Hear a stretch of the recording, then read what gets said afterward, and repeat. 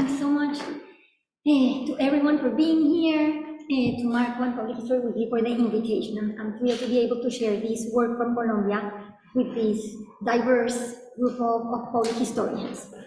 So I'm going to start with a quote that I found it yesterday. I was reading on the plane.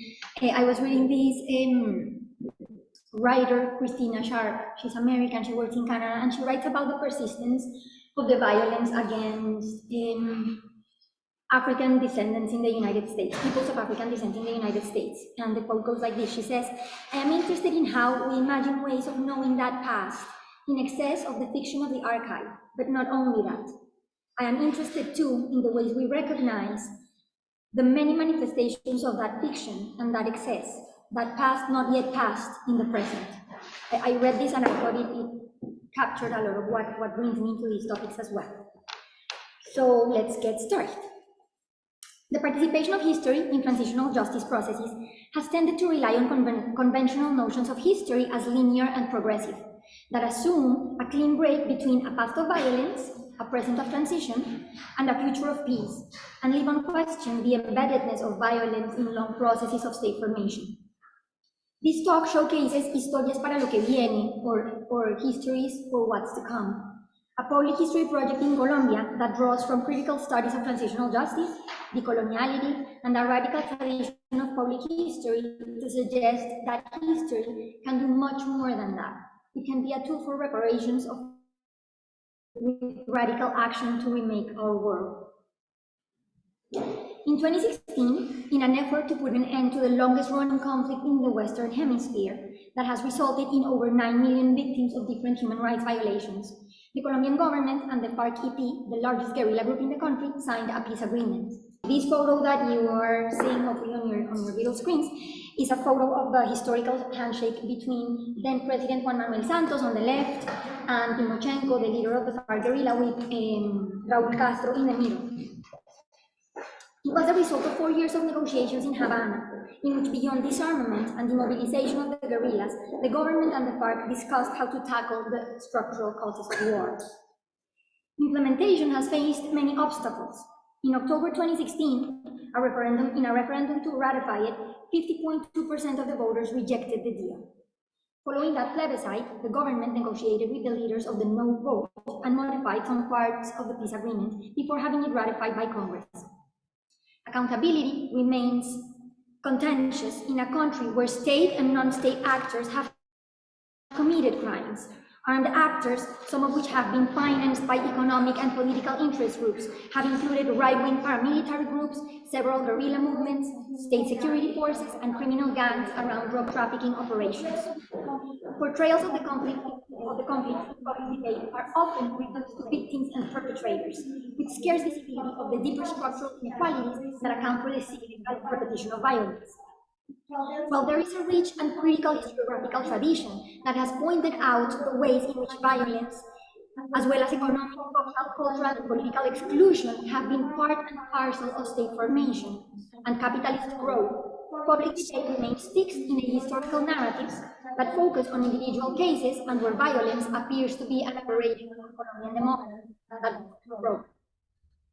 In 2016, when the peace agreement was signed and the government decided to call for a referendum to ratify it, strong campaigns for the yes and the no vote took shape. Back then, I got together with a group of colleagues and students concerned about the fact that we found that the public debate around the plebiscite was very ahistorical. On the one hand, there were the people who were going to vote against it, whose argument mainly was that the way to get out of the war was to continue fighting and defeat these evil people, right? So it wasn't defeating them or sending them all to jail, which implies a vision of the conflict as a problem that arises from some bad people that need to be dealt with. This, of course, pays no attention to where the war comes from. Why do people take up arms, right? What's the history that leads to the situation that we have today? And on the yes side, the people who were going to vote for the peace agreements, there was a lot of naivete in thinking that if we voted yes and the peace agreement was signed and passed, then the next day Colombia would be in peace. Right? Very little recognition that this would entail a long process that meant commitment from each one of us, right? And not only a peace between, the president and the FARC guerrillas. So we came together with a sense of great urgency, we started devising interventions to enrich public debate from a historical perspective.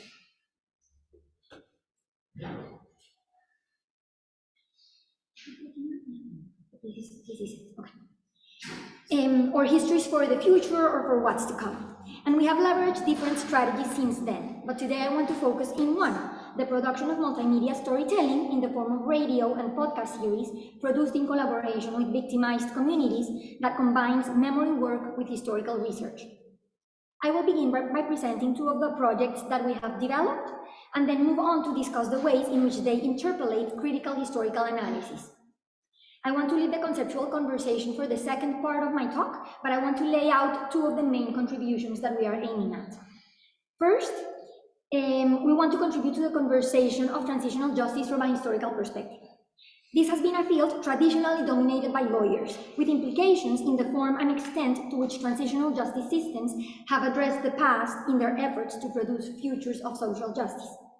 After decades of experience with truth commissions in Latin America, but also the former USSR and Africa, a consensus view is emerging in recent years that in dealing with the legacy of past human rights violations, transitioning societies must address not only human rights violations of the recent past, but the longer histories of economic, social, ethnic, territorial, and gender inequalities that underlie discord and can potentially reproduce it.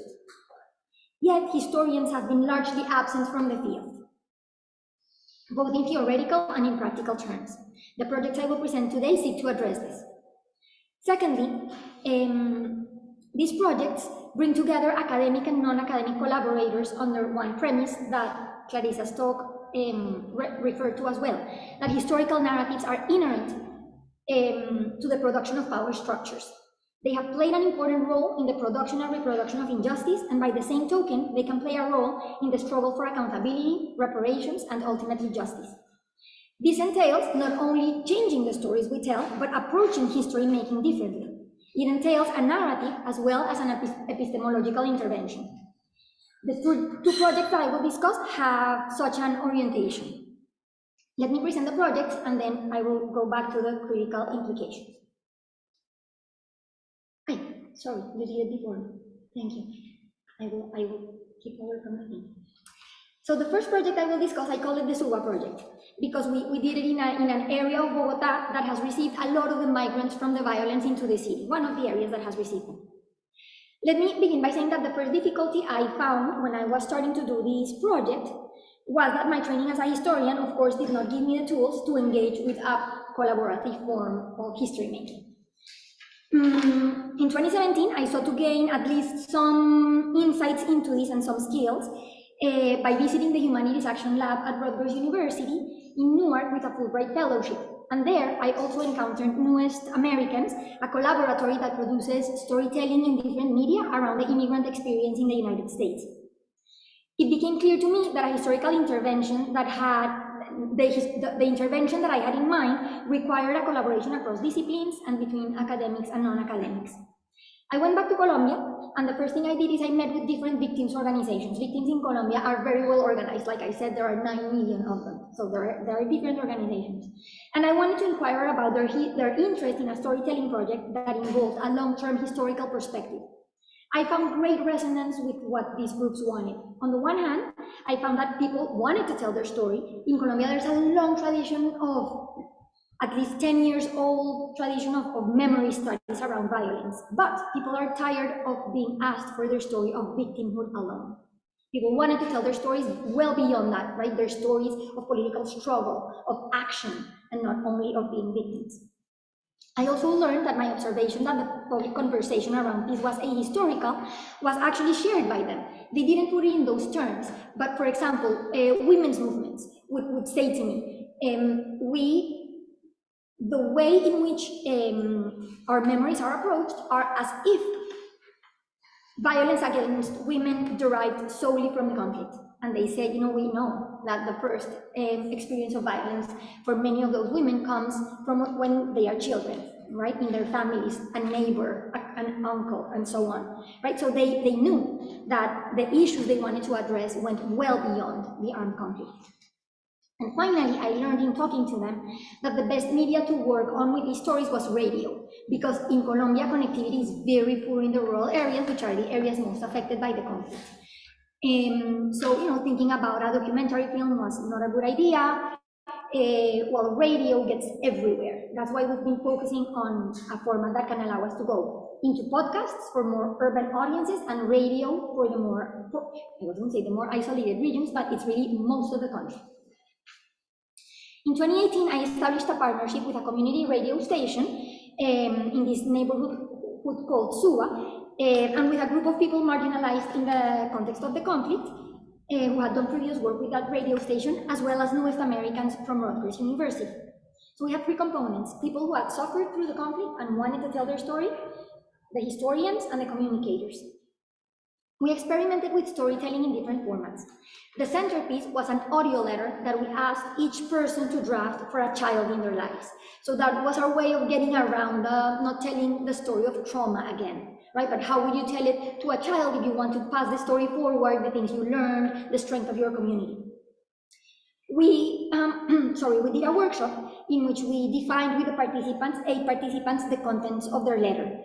What story they wanted to tell, to whom and why, which elements would that story have, and each participant wrote their letter.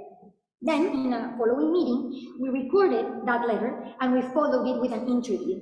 And based on that audio material, we produced small capsules for radio telling the story of each one of these persons with historical content that explained further to the audience why this person had experienced what they did. We aired those we call them capsules, through the community radio station, and we also, parallel to that, in another workshop, we produced story maps with each of the participants, because one of the things in the Colombian conflict is that people get displaced. So people have moved a lot around the territory, and producing the maps allowed us to capture the story in a different format, right? Tell the story through a map. Finally, we also worked with a photographer, and it's this amazing photographer, Tom LaFay. This photo that you see up there is one of the pictures that he took. He's a North American photographer who's based in Colombia and has documented the conflict in different areas of the country, and he took pictures of the person who drafted the letter and the child in their lives. And finally, as a way to give something back to each of the participants, we produced those little booklets that you see there. They are family albums, where we printed the story that the person produced, the letter for the child.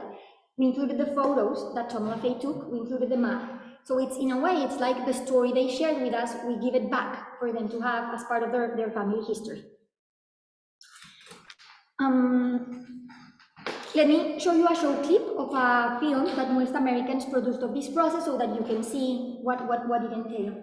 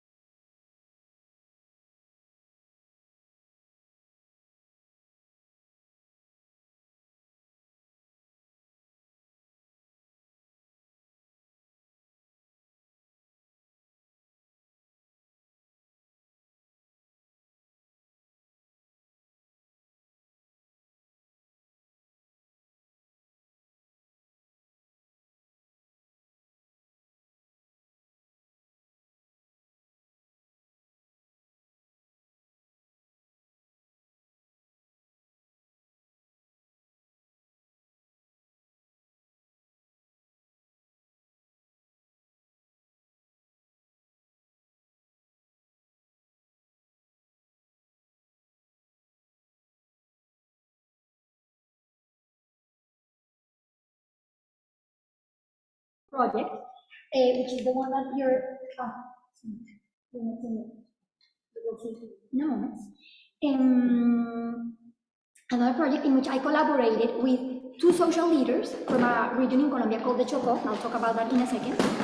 A collaborative of communicators called Normal, who have produced several podcasts in Colombia that I really like, so I came in touch with them and we worked on this together, and two school teachers. Together, we produced Nuestra Orilla. It translates as our riverbank, our riverbank. It's an 8-episode audio series that tells the story of the Lower Atrato. It's a region in the northern Colombian department of Chocó, from the perspectives of its inhabitants and through the life story of its narrator, Ana Luisa Ramirez Flores. Ana Luisa and Henry Serna, our two community partners, are community leaders from that region. Can we move forward, please? This is a photo of Rio Sucio, the place where they live. The Chocó is one of the richest yet poorest regions of Colombia. It's a dense rainforest where extractive economies of gold since the 17th century, cacao, wood, and more recently cocaine have produced fortunes enjoyed by people outside the region and left little to the impoverished Afro-Colombian and indigenous communities who inhabit it. In 1997, when our two community partners, Ana Luisa and Henry, were teenagers, and young teenagers, 13, 14 years old, their communities, can you move forward one, please? Thank you. I want to show you a picture of them. That's Ana Luisa and Henry, and this is their production studio in Rio Sucio. It's the basement of the church that they work for. That's the place where they could find the best acoustics for recording. When they were very young, as I was saying, in 1997, their communities were displaced by a joint operation of the army and the paramilitary against the guerrillas that were in their territory, but also, as they learned later, to advance palm oil interests in the region. So basically, the army bombarded this.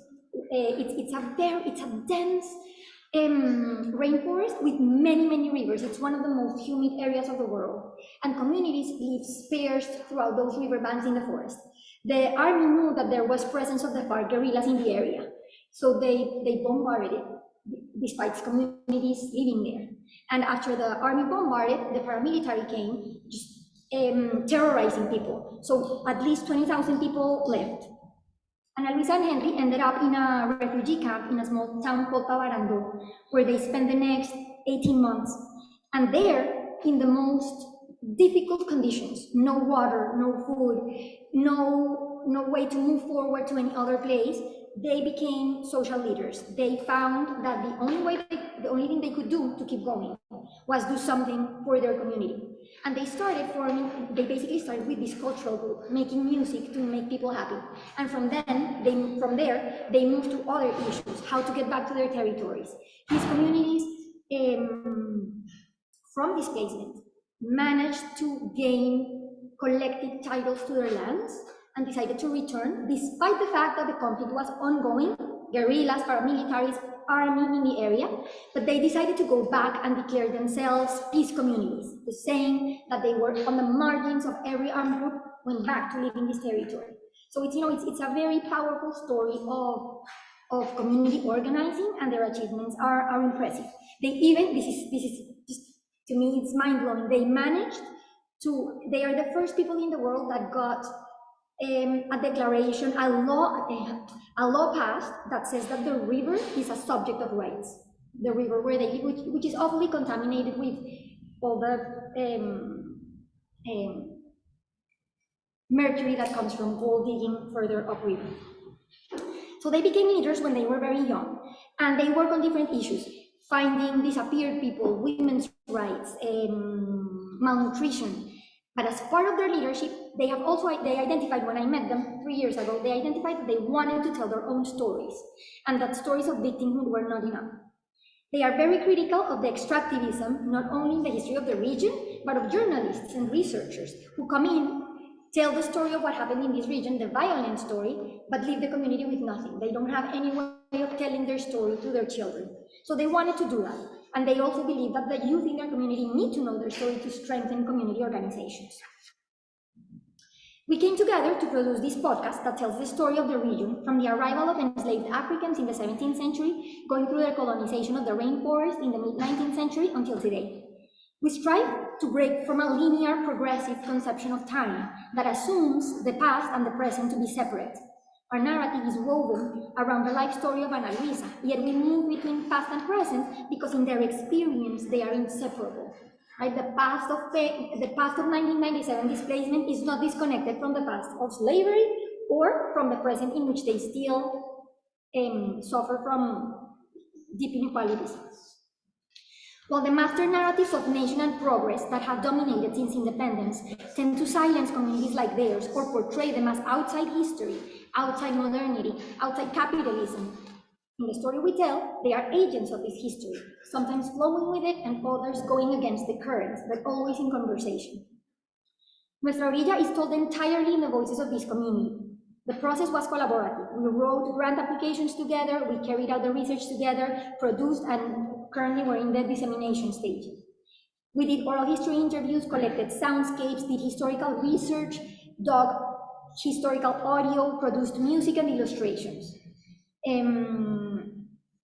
We launched the podcast a month ago, and you can listen to it in every podcast platform. The podcast is in Spanish, but the website, which I don't know if we can show it briefly, is bilingual. So I invite you to explore it.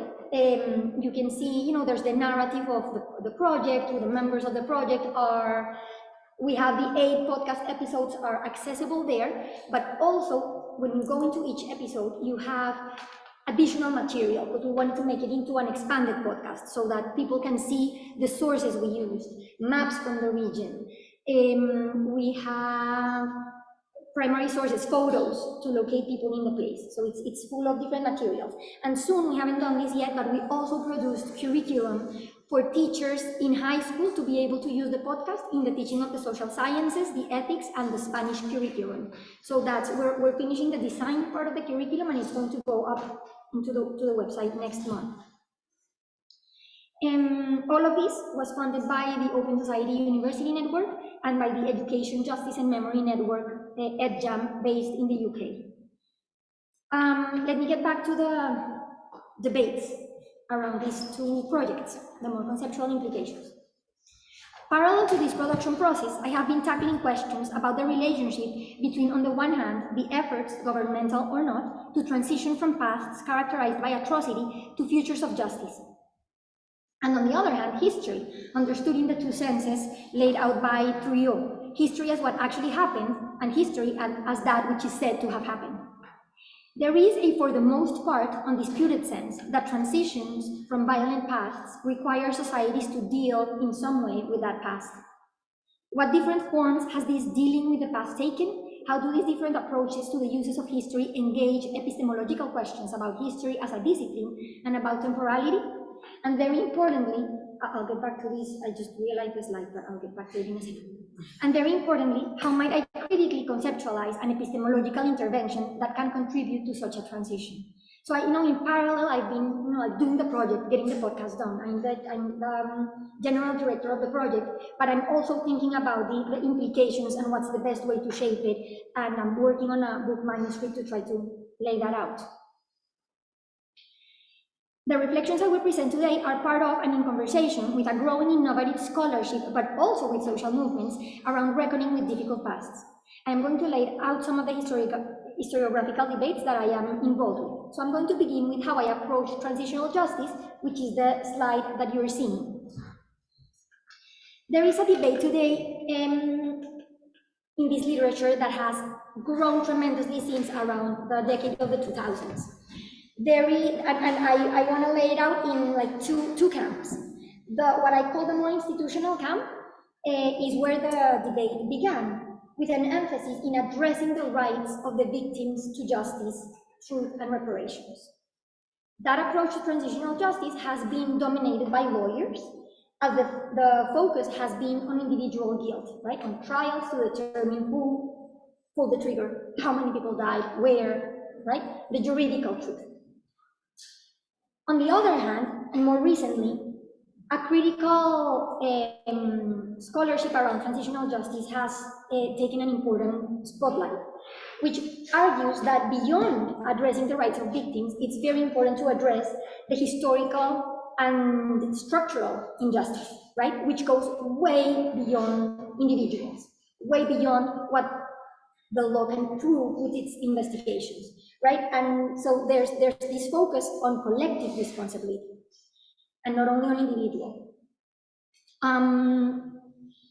History can come in and has come in both approaches, right? In the first approach, in the more institutional approach, history has come in a more conventional way, right?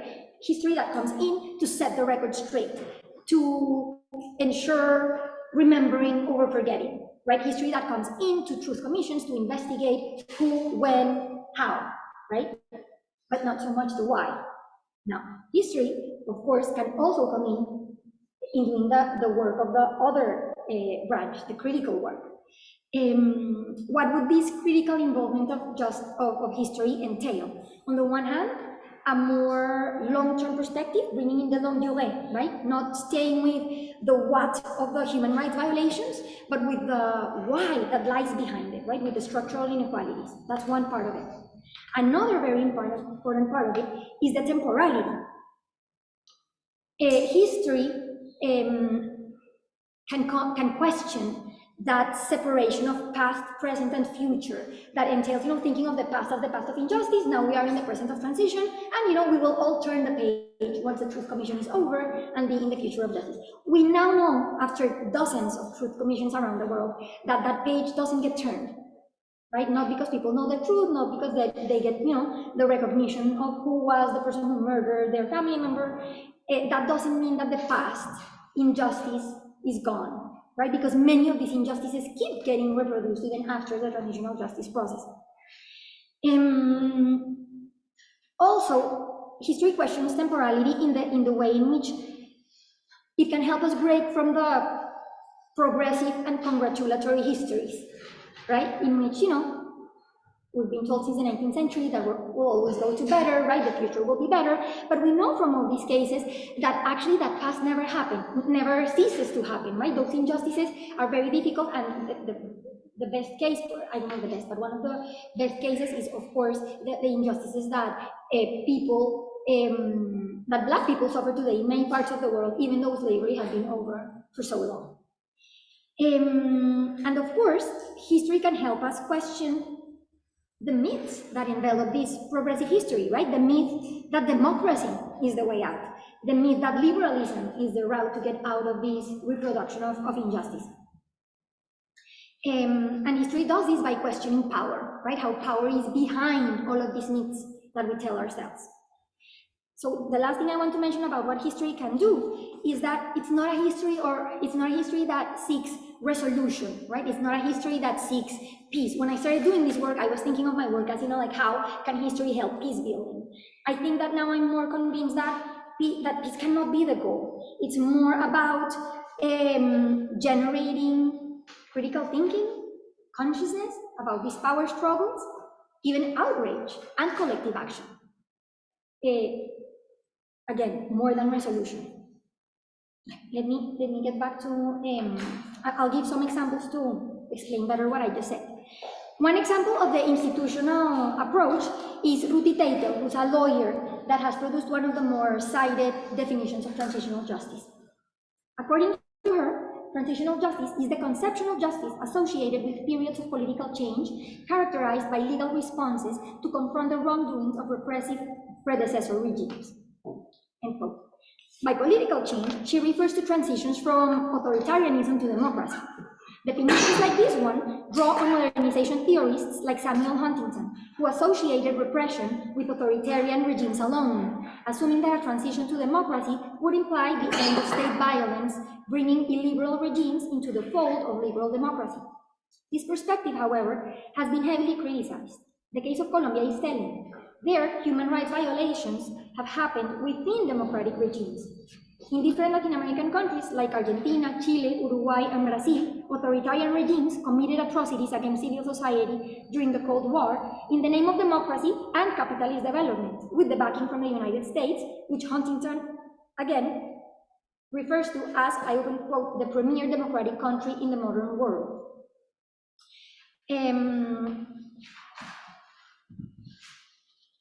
One can also track the distinction between the institutional definition of transitional justice and the critical one that I'm trying to advocate for as a transformation in time, although the institutional views still persist. After World War II, for example, the Nuremberg Tribunal understood justice from an exclusively criminal perspective, and therefore the search for justice focused on retribution through the criminal prosecution of the highest perpetrators in special courts. There was little to no inquiry into the role of the rest of German society or the causes of the violence, including nationalism. Decades later, the transitional justice systems that were established in South America and in Central America in the 1980s and 90s broadened the understanding of justice, and victims' organizations played a central role in this. I included there a photo of the mothers of the Plaza de Mayo in Argentina, because this is one of the examples of how the definition was broadened. In Argentina, given the political power that the military who perpetrated the atrocities still had, trials were often avoided or halted. They couldn't go through a process like Nuremberg was. But even when they were not, transitional justice incorporated a new notion, the notion that victims had a right to truth. This means that states assume the responsibility to investigate and publicly recognize what happened independently of prosecutions. Thus, the importance of truth commissions in sceneries like this one. Here, this photo of the mothers of the Plaza de Mayo was taken in 1983, before the end of the dictatorship. So it was movements like this one that made it unavoidable for the democratic government that started in 83 to set up a truth commission. But again, this truth commission didn't name names, right? It was just, these were the number of disappeared people, the names, but no one was blamed for it. Transitional justice became a multidisciplinary field and was no longer a domain of the law alone. Psychologists and religious leaders, for example, pushed for this change, emphasizing the importance of truth in healing individuals and societies. There began a broader understanding of the need to address the past beyond criminal prosecution in order to be able to transition to democratic futures. The case of South Africa is telling. There, the Truth and Reconciliation Commission offered perpetrators amnesty in exchange for truth. So it's the reverse of what happened in Nuremberg. In her recent book on the judgment of history, Joan Scott has pointed out that the South African transitional justice system shared a fundamental flaw with that of Nuremberg. They both maintained the focus on individuals, taking away attention from the societal power structures that made violence possible. The South African Truth Commission was based on Desmond Tutu's premise that the nation would heal when individuals did, and individuals would do it by speaking publicly about what happened, and most importantly, by forgiving and hence moving on. Apartheid, like Nazism, was judged to be a perverse regime to be demolished, but little attention was given to the power structures of racial capitalism that made it possible, or to the political struggles to resist it. In Latin America, truth commissions were established everywhere: Argentina, Uruguay, Chile, El Salvador, Guatemala, Panama, Peru, Paraguay, Ecuador, Brazil, and most recently, Colombia and Mexico. While there are substantial differences between them, as they rose from different contexts, they have for the most part focused on investigating the recent past in an effort to produce reconciliation and leave the past in the past. They collected testimony and researched and contrasted sources with the aim of setting the record straight. With few exceptions, such as the Commission for the Historical Clarification of Guatemala in '99 and the Colombian Truth Commission of 2021, they avoided incorporating contextual explanations of longer duration by opting for a legalistic look and assuming that historical inquiry could hinder the privileged goal of national unity. Thus, human rights violations appeared in their reports as a conjunctural aberration, a deviation from democracy and moral values, and not as a constitutive part of historical processes of state formation and long-lasting, excluding socioeconomic structures. This raises the question of how has truth been defined in different transitional justice efforts. A historiographical reading of Truth Commission reports, drafted for the most part by lawyers, tends to reveal an approach to truth as facts, or even at the level of individuals, that can be subject to being proved and thus judged. This is what we might call judicial truth. Carlo Ginzburg has proposed that this form of truth contrasts with a different form of truth that history can provide, a truth that results from inquiring about the relation between individuals and their contexts. More than judgment, this historical truth can provide understanding. It provides interpretations that are never definitive or fixed, but that nonetheless can be subject to evaluation. Approaches to truth in transitional contexts have changed over time, moving between these two poles. Let's look at the case of Argentina, for example. The social movements that demanded truth in 1983, like the picture I showed, focused on demands to the state to investigate who had been disappeared, when, and by whom. And the notion of truth remained tied to demands of prosecution, even though they didn't happen. That notion was later expanded by new organizations like Hijos, an organization formed in 1995 by the sons and daughters of the disappeared, who started arguing that not only individuals disappeared, that report of the Truth Commission wasn't enough. They said that political groups and social organizations were also wiped with them. They demanded the recognition for this political and social history beyond the investigations about individual cases. A similar case occurred in Chile when in 1990, the Truth Commission avoided making reference to the roots of political violence, arguing that doing so went beyond their mandate and that interpretations in that direction could justify violence all over again. But later we have civil society groups demanding those more complex truths. Few historians have ventured to participate in this field. This lack of participation derives mainly from the claim that historical research should not be put in the service of the interests of the present, which can hinder free academic research and unbiased scholarship. This stance is grounded on what we could call a conventional approach to the discipline, based on claims that the production of historical knowledge must be independent from the power struggles of society to be reliable. Interestingly, many historians who do participate in the practice of transitional justice do so in the framework of the same conventional approach, as they have tended to interpret the role of history as that of safeguarding, remembering versus forgetting. And I'll briefly talk about two examples.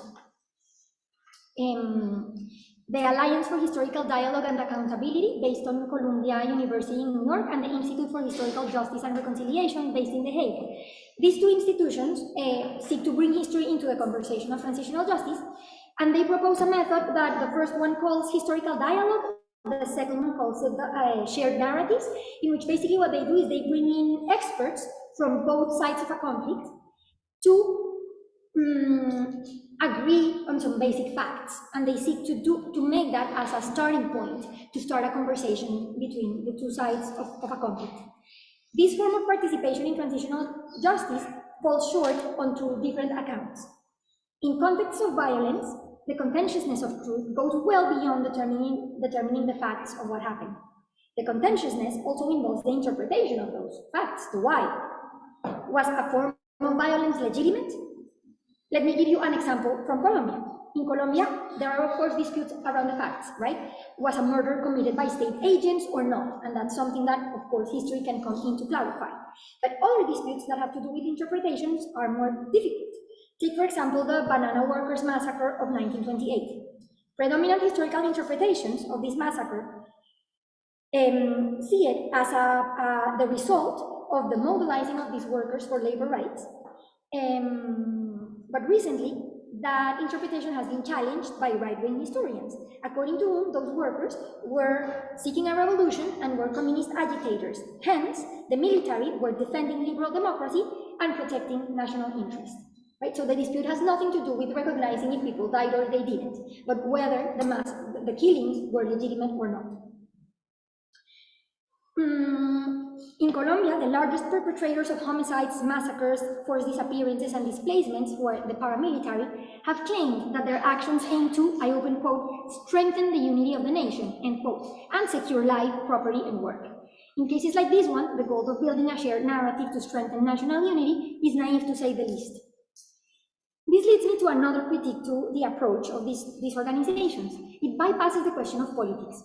The supposition that history as a discipline can come in and set the record straight, pass judgment, and defend a new moral order assumes that the production of narratives about the past can be neutral and stand outside the power struggles of society. It is tied to a conception of history as unilinear, universal, moving progressively towards an end goal, which is the nation-state. In opposition to this conventional understanding of history, a critical understanding of history can offer important insights for transitional justice. It recognizes that the production of history, whether by historians or by truth commissions, is always historical in itself. It is produced by social actors that cannot be freed from the workings of power in their own social settings. This critical understanding focuses not on the story of factual truth, but rather inquires about the complex workings of power relations, how they are imposed and also challenged. It is an approach to history that does not assume anything to be fixed. It can question national narratives that continue to be the frameworks of transitional justice, both in the case of truth commissions and of the projects that I just spoke about. John Scott pointed out that efforts to use history in transitional justice as a tool for national unity leave unexamined the very idea of the nation, and the ways in which the ideal of national unity has in fact been used to exercise domination and legitimize violence. Furthermore, it can also question notions of time as progress that permeate the approach to the past in transitional justice efforts. The call to a more critical participation of history in transitional justice processes has also been made by historian Greg Grandin. Studying the truth commissions of Argentina and Chile, he observed that they were shy in their approach to history, afraid of reviving hatreds if they explored political and economic interests or collective political projects tied to violence. Instead of a historical lens, they applied a moral one that denounced state terror as the product of a temporary aberration, the interruption of democratic values. The lesson that the lawyers who led these truth commissions drew from the examination of that painful past was the affirmation of liberal values and the promotion of national unity, which they assumed would prevent repetition. Grandin's criticism of these commissions is that by setting aside a historical perspective that illuminates economic interests, social divisions, and political struggles, they interpreted terror as the opposite of liberal democracy, and not as a constitutive part, again, of its historical construction. I want to conclude by posing that, besides providing critical analysis that can illuminate both past violence and the ways in which we have tried to address it, history can also provide critical action to bring about that change. Just as history has taught us that modernity is a mirage, that there is no unilinear progress, that power structures are constitutive of nation states, of modern nation states, it has also provided evidence of the human capacity to creatively propose alternatives to transform unequal societies. A history practice that seeks transformation implies reclaiming and embracing a political practice of history and radicalizing our narratives and methods in a way that is coherent with the critiques of power we have produced. It implies exploring other ways of producing and communicating knowledge, coming out of our marble towers not only to illuminate others, but engaging with the valuable knowledge and experience of those outside the academic world. Working not with people conceptualized as victims or romanticized, but with people, complex people, involved in political struggles, who make difficult decisions in impossible social contexts, and who have imagined and strived for alternative futures. We need to get curious about what those who have both suffered from and defied the structures that enable violence have to say about what a more just society looks like, and how to get there. This way, I think we will be better equipped to rewrite history as an intervention. Jamaican anthropologist David Scott has used the expression reparatory history to refer to history that addresses, I open quote, the historical evils and injustices that remain unrepaired in the present, end quote. History can repair not only by providing accountability, but by being a constructive, forward-looking project. This is what motivates the work that we are doing with Historias para lo que viene. Thank you.